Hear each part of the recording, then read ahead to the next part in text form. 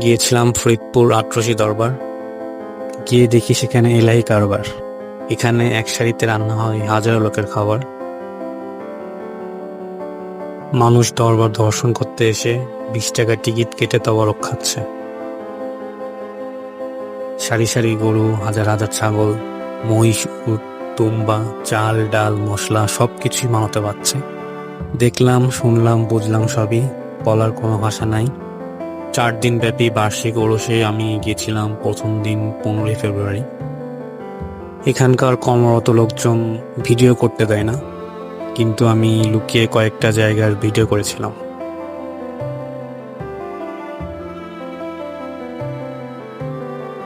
মানুষ মানত করছে, জিকির করছে তাদের আশা পূরণ হওয়ার জন্য।